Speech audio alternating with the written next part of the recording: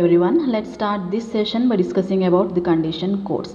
Condition codes are the single bit status we are getting after any computation. For example, you can see here we have shown the different kind of codes like negative, zero, overflow and carry. For example, when we are performing any operation, if the result of that operation is 0, if the result of this operation is 0, then we said that 0 flag is set. So set is nothing but you are assigning 1. If it is not 0, if the result is not 0, then we will say 0 flag is reset, nothing but you are giving 0 to z. Similarly, after any operation, if we are having a carry, for example,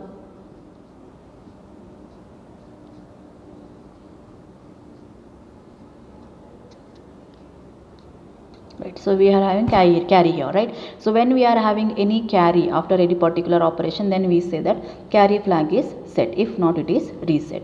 Similarly, after any operation, if the result what you are getting is in negative form, then negative flag is set, if not it will be reset. So based on the output of the operation, so particular codes will be set, nothing but your status flags will be set, they are called as condition codes.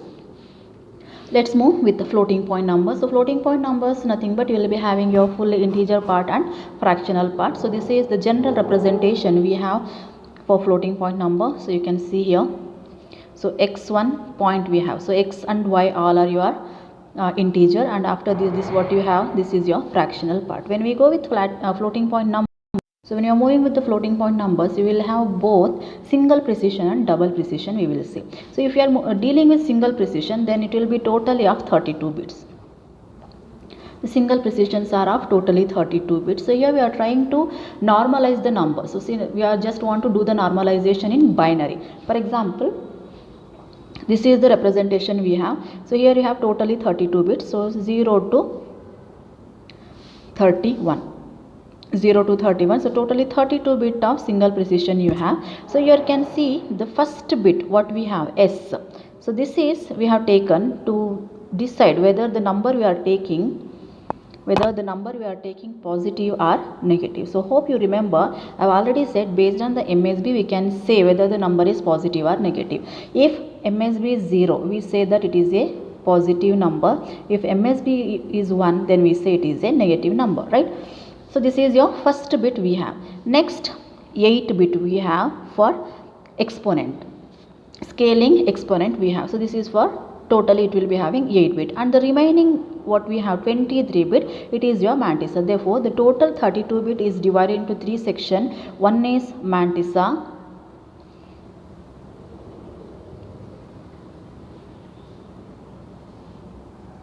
which is of 23 bit. Next we have exponent, which is of 8 bit, and sign bit we have it as 1 bit. So totally how many? 32 bit we have. So this 0 to 31, it is divided like this, where every part is having their own number of bits and representing some information. So here the s is to say about your the number is positive or negative. This is your exponent part, and this is your mantissa part. So general representation for this is, you can see here value can be represented here like plus or minus 1 point m into 2 power e dash minus 127. So this is the general representation we have. So this plus or minus is nothing but we are trying to say whether the number is positive or negative. Next you can see 1 we have. So this 1 is we are using, which is at left side of your decimal point because we are doing the binary normalization. So always m, what we have m here, so left to the decimal point always it should have 1. That is what we say the number is in normalized form. Next we have 2 power e dash minus 127. So I said, so totally that scaling factor what we have for exponent is of totally 8 bit. When I say, so 8 bit is nothing but 0 to 7. So you can say 2 power 7.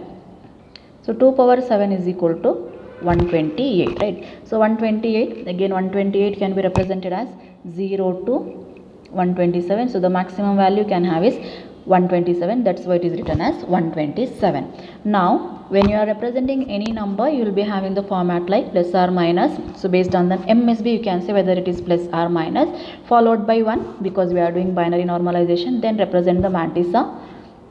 Then 127. So 127 I have already shown you, because when we say it is totally 8 bit means 2 power 7 128. So in 128 it can represented between 0 to 127. So this is your 127. So this is the example we have taken over here. So 0, so sign bit is 0, which means that the number is positive, right? So now next what we have, next part is to say about your exponent. So how much is this? I think this is 40. This is your 40.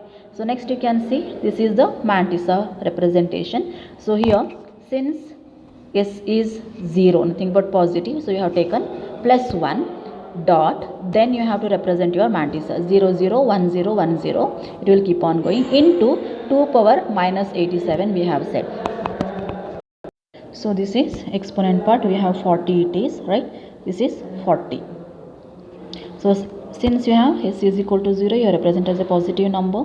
So since it is binary normalization, you have to represent it as 1 dot, you have to represent the mantissa, and here you can see this is 40, right? The representation of your scaling factor of exponent is 2 power e dash minus 127. So it will be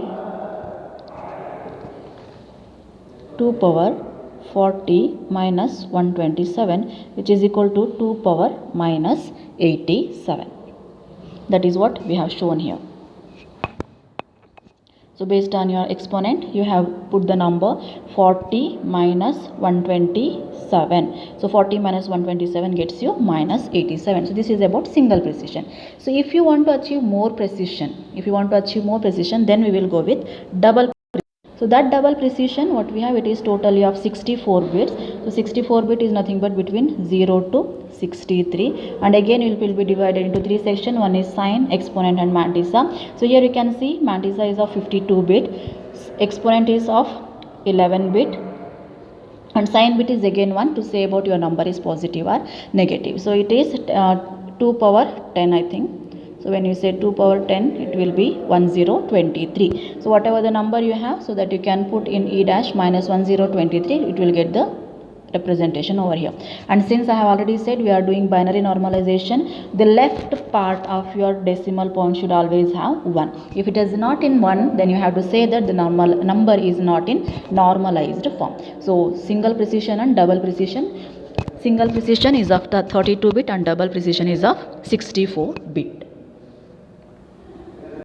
So here this is the example we have taken. You can see the number which are in normalized form and unnormalized form. So here I have already said if the left part of your decimal point is not having 1, then we can say that the number is in unnormalized value.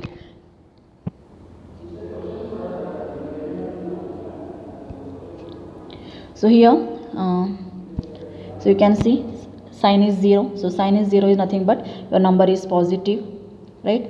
So you have the number as positive here, that's why plus. And you can see here plus 0 point, you have directly represented the mantissa. So this is the mantissa you have. You have the mantissa over here, which is directly represented, right? Then you can see it is into 2 power 9, it is showing 2 power 9. So here, why it is 2 power 9? Just check out this number. So this number gets you how much? This number gets you 136, right? So 136 minus 127, which is equal to 9. That is why it is written 2 power 9 here.